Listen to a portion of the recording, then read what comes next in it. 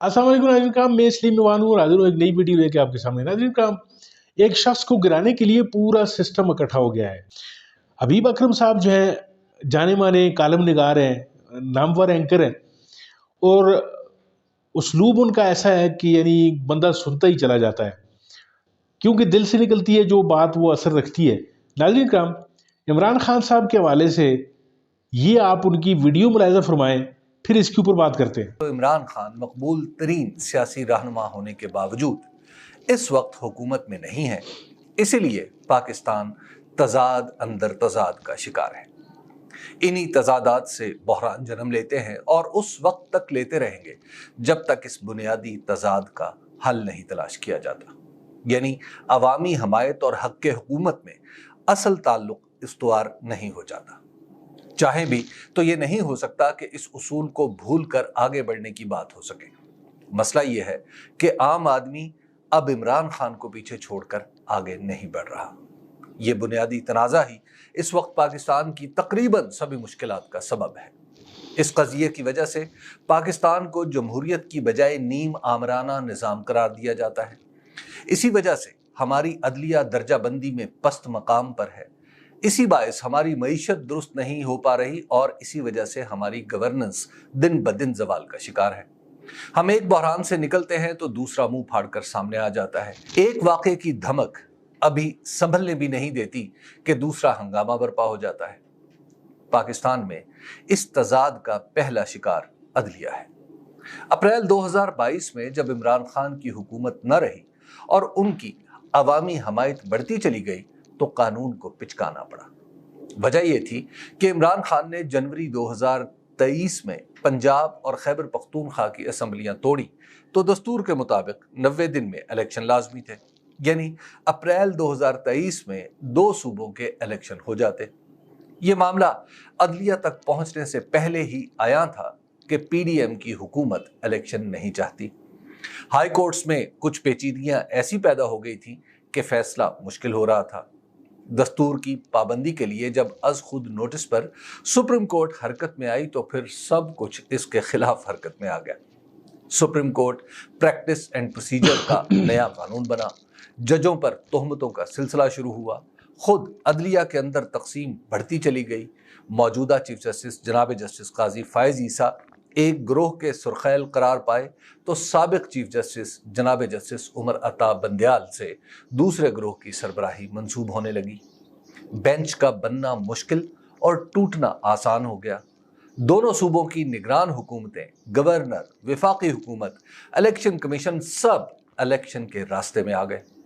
अदालत ने 14 मई 2023 का दिन इलेक्शन के लिए मुकर्रर किया तो फिर भी कुछ ना बदला। अदालत के दरवाजे पर हुजूम हुआ और इतना कामयाब हुआ कि मौलाना फजल रहमान ने भी अदालतों की कारकर्दगी पर इजहार इत्मीनान किया। ये अदालतों पर ताकत की फतह का बाकायदा ऐलान था। उसके बाद जिस तरह मातहत अदलिया में इमरान खान की इद्दत, तोशा खाना और साइफर मुकदमात में फैसले हुए, वो सबको हैरान कर देने के लिए काफ़ी थे। तहरीक इंसाफ से इसका इंतखाबी निशान छिन जाना, उसकी मखसूस नशिस्तों का गुम जाना लोगों के दिलो दिमाग हिलाए दे रहा था। इमरान खान को मजबूर करने के लिए कानून इस तरह भी इस्तेमाल हो सकता है, किसी के वहम गुमान में नहीं था। माजी में अदलिया बहरानों से निकलने का रास्ता दिया करती थी। इस बार अदलिया की वजह से बहरान संगीन होता चला गया, हत्ता कि इस्लामाबाद हाई कोर्ट के 6 जज ही चिल्ला उठे। अब देखना यह है कि उनका लिखा खत बुझते हुए दिए की आखिरी भड़क है या नए चिराग की टिमटिमाती लौ जिसने अंधेरे को ज़ेर करना है। पाकिस्तान का इलेक्शन कमीशन इस तजाद का शिकार नहीं बल्कि पैदावार है। हक़ हुकूमत और अवामी हमायत के उसूल को अमली शक्ल में लाने का ये जिम्मेदार इदारा पिछले कुछ अरसे में ही जोरावर हुआ है। 2024 के इलेक्शन में तो इस कमीशन ने अपनी ताकत के नए रिकॉर्ड कायम किए। इसने कमजोर तरीन फरीक पर अपना हुनर आजमाया है। इमरान खान इलेक्शन कमीशन से नाअहल हुए, उनकी पार्टी का एक एक रुपया फंड भी जद में आया। दस्तूर का आर्टिकल 17 किसी सियासी जमात पर पाबंदी का तरीक़ाकार बताता है, जिसके मुताबिक वफाकी हुकूमत पहले किसी पार्टी के बारे में बताएगी कि ये मुल्क के खिलाफ है और फिर उसका हतमी फैसला सुप्रीम कोर्ट करेगी। इलेक्शन कमीशन ने पाकिस्तान की तारीख में पहली बार पार्टी पर अमली तौर पर पाबंदी लगाने के इस दस्तूरी रास्ते का बाईपास बना लिया। इसने तहरीक इंसाफ के अंदरूनी इंतखाबात को खंगाला, बेनिशान लोगों की दरख्वास्त पर इलेक्शन को ही गैर कानूनी करार दे दिया और इसे आम इंतखाबात से बाहर कर दिया। आफरीन है हमारे सुप्रीम कोर्ट पर कि सियासी जमात पर अमली पाबंदी के इस चोर दरवाजे को कानूनी रास्ता करार दे दिया। इलेक्शन कमीशन ही 2 सूबों में बरवक्त इंतखाबात के रास्ते में दीवार बन गया और बाद अज़ खराबी बसियार जब 8 फरवरी 2024 को इंतखाबात हुए तो वोट कहीं पड़े, कामयाब कोई हो गया। फार्म 45 अलग कहानी सुनाता है तो फार्म 47 की दास्तान ही जुदा है। जिस इदारे ने इलेक्शन को आज़ादाना, मुनसिफाना और गैर जानिबदाराना रखना था, अब उंगलियों का रुख भी उसी की तरफ है। अदलिया में तो जो हुआ सो हुआ, इलेक्शन कमीशन ताकतवर होने के साथ ही अपनी साख भी गंवा बैठा। ब्यूरोक्रेसी को पाकिस्तान की रीढ़ की हड्डी कहा जाता है। हर ब्यूरोक्रेट रिटायरमेंट के बाद किताब न भी लिखे तो मिलने जुलने वालों को अपनी ईमानदारी, सियासतदानों की बेईमानी और दीगर की अय्यारी के बारे में बताता रहता है। पाकिस्तान में इलेक्शन 2024 का बोझ इसी रीढ़ की हड्डी यानी ब्यूरोक्रेसी पर था। इसी में से रिटर्निंग अफसर लगे, इसी ने इलेक्शन का बंदोबस्त किया और इसी ने फार्म 47 पर उन्हें जितवा दिया जो हार चुके थे।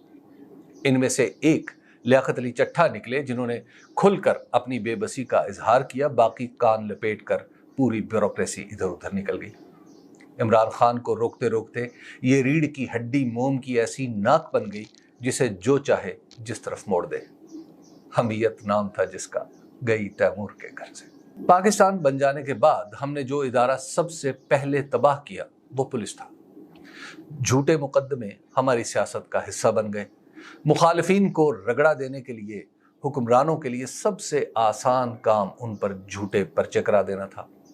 झूठे पर्चों के खिलाफ अदालतें भी बुरुएकार आईं, खुद पुलिस में उनके खिलाफ मुजाहमत पैदा हुई और ये रुझान कुछ कम हुआ। पिछले 2 बरसों में झूठे पर्चों का जो सिलसिला शुरू हुआ है वो तारीख में कभी नहीं था। इमरान खान पर 200 के करीब पर्चे ही ये साबित करने के लिए काफ़ी हैं कि हमने अपने निज़ाम के साथ क्या कर दिया है। इसके अलावा एक ही इल्ज़ाम पर मुल्क के मुख्तलिफ इलाकों में बैक वक्त पर्चों में सैकड़ों की तादाद में नामालूम अफराद का जिक्र कि जब चाहे किसी को मालूम करार देकर पकड़ लिया जाए। एंटी करप्शन के महकमे में पर्चे, FIA की तफ्तीशें अब तो सियासत का मामूल लगने लगी है। एक वक्त था अहम सियासी लोग अगर हुकूमत को तंग करते थे तो ये सब उनके साथ होता था, मगर अब की बार ये सब कुछ आम आदमी के साथ हुआ है। जिसने जरा चूनो चरा की धर लिया गया। FIR जो कानून की बुनियाद का काम करती थी अब ये भी हिल कर रह गई है। निज़ाम इंसाफ, इलेक्शन कमीशन और पुलिस तो 3 बुनियादी इदारे हैं जो इमरान खान का रास्ता रोकते रोकते पिचक गए हैं, वरना अमली तौर पर हालत यह है कि तकरीबन हर सरकारी इदारे ने इस काम में हिस्सा डाला है। इलेक्शन 2024 के लिए कवरेज करते हुए मुझे मुल्क के मुख्तलिफ हिस्सों में यहाँ तक पता चला कि महकमा जंगलात, महकमा तहफ़्फ़ुज़ जंगली हयात और महकमा सनत व तिजारत ने भी तहरीक इंसाफ को सबक सिखाने के लिए अपना किरदार अदा किया है। अपने हुकूमती निज़ाम को एक खालिसतन सियासी ख्याल के ख़िलाफ़ इस्तेमाल करके हमने अमली तौर पर आम आदमी का भरोसा तोड़ दिया है, जो बहाली के लिए न जाने कितना वक्त लेगा। हालत यह है कि पाकिस्तान के हर ताकतवर ने इमरान खान को गलत करार दिया और 8 फरवरी 2024 को पाकिस्तान के बेकस लोगों ने इमरान खान के ठीक होने का ऐलान कर दिया। अवाम की नज़र में कैदी ही आज़ादी का नकीब ठहरा, जो खुले फिरते थे हुकूमत के पिंजरे में कैद हो गए। नाज़रीन करम, आपने वीडियो मुलाहिज़ा फरमाई। वीडियो में जैसे कि हबीब अकरम साहब ने अपने अंदाज़े बयान उनका जो है वो आप जानते हैं, उनको जुदा है, बड़ी नपी तुली बात कर रहे हैं और ये कहना चाह रहे हैं कि अवाम जिसको सर आंखों में बिठाना चाह रही है, सिस्टम उसको मंजूर नहीं कर रहा। और ये सिस्टम इस हद तक आगे चला गया है कि پورے کا پورا ملک جو ہے وہ داؤ پہ لگ گیا ہے، اکانومی کی حالت کہاں پہ پہنچ گئی ہے، اور کن لوگوں کو جو ہے وہ اوپر لا کے بٹھا دیا گیا ہے، اس کے باوجود بھی جو کار پردازان نظام ہیں ان کا جی نہیں بھرا. یعنی انا پرستی کی انتہا جو ہے وہ آپ دیکھ رہے ہیں کہ ایک شخص کو جس کے ساتھ کوئی ذاتی وجوہات ہو سکتی ہیں کسی کی، یا کچھ اور وجوہات ہو سکتی ہیں جن کا اللہ جانے کیا معاملہ ہے، لیکن پورے سسٹم کو جو ہے وہ داؤ پہ لگا دیا گیا ہے. پورا سسٹم ایک آدمی کے خلاف ہے اور عوام جو ہے اس آدمی کو سر آنکھوں پہ بٹھائی جا رہی ہے. الیکشن میں آپ نے دیکھ لیا کہ کیسی انہونی دھاندلی کی گئی، یعنی جس کی مثال نظیر نہیں ملتی پورے دنیا میں. یعنی رات تک جو ہے وہ رزلٹ آ رہے تھے، پھر ان کو اچانک جو ہے وہ ان رزلٹس کو بند کر دیا گیا.